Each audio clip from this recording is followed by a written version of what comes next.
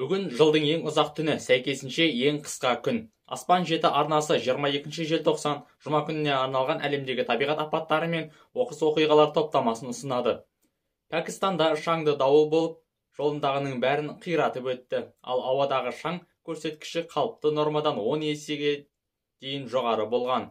Үйлердің шатырларын ұшырған, электр бағаналарына зақым келтірген. Зардап шеккендер туралы ақпарат келіп түскен жоқ.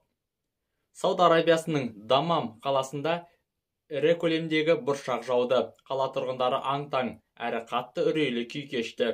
Транспорттық көліктер мен үйлердің шатырларына зақым келген. Қатты нөсер мен бұршақ жауғаннан соң қаланың кей аудандарында су тасқыны болды. Бұл өңірде мұндай құбылыс сирек болатындықтан, қала инфрақұрылымы мұндай табиғаттың тосын мінезіне дайын еместігі анық көрінді.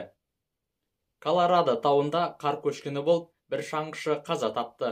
Қар көшкен сәтте тауда екі шаңғышы болған. Екіншісі өздігінен қар астынан шығып, екінші шаңғышыны көшкен қар астынан тауып алады. Алайда бәрі кеш болған екен. Колорадо төтенше жағдайлар информ агенттігі тауда әлі де қар көшкіні қаупі жоғары деп ескертеді. Сіз ақ түсті кемпірқосақ көріп пе едіңіз? Ұлыбритания тұрғындары ақ түсті кемпірқосаққа куә болды. Оны кей адамдар тұманды кемпірқосақ деп те атайды. Соңғы рет ағылшындар 2015 жылы Шотландия тауларында осындай ақ түсті кемпірқосаққа куә болған. Онда тұрған ештеңе жоқ, бұл бар болған ауадағы су тамшылары мен күн сәулесінің шағылысуынан пайда болатын оптикалық құбылыс дейді мамандар. Жұлдыздар жауған түн. Видео барысында жылдың ең ұзақ түні деп айтқан едік. Желтоқсан айының дәл осы күндері мамандардың айтуынша жұлдыз ағуы ең көп болатын шақ. Бұл түндері жұлдыз жауған түндер деп аталады. Орта есеппен ешқандай құралсыз жерде тұрған адам сағатына 10 жұлдыздың аққанын анық көретін болады. Бұл құбылыстар жылда желтоқсан айының қайталанады. Биыл бұл жұлдыз жауған түндер 24 желтоқсанға дейін жалғасады дейді астро мамандар. Ресей астанасы Мәскеу қаласы қар астында.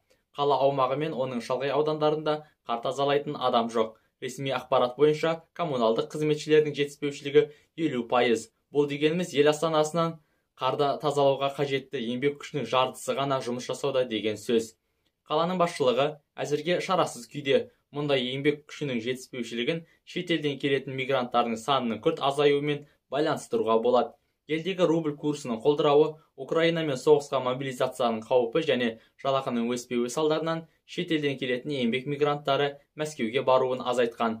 Желіде қарға көмілген көліктер мен ойын алаңқайлары, көшелер мен жаяу жүргіншілер жолақтары көптеп таралуда. Қала тұрғындары бұған әрине риза емес. Кей аудандарда мәскеуліктер өздері қолдарына күрек алып қар тазалауға кіріскен. Алайда олар тазалауын тазалаймыз, бірақ ол қарды қайда жібереміз? Қар таситын көлік керек деген шағым білдіруде. Аспан жеті арнасының күнделікті әлемдік жаңалықтар топтамасын жіберіп алмаңыз. Видеоға лайк басып, арнамызға тіркеліңіз. Бүгін жұлдызды аспанға сіз де көз салып көріңіз. Жеті қат аспан астындағы айтулы оқиғалар Аспан жеті арнасында.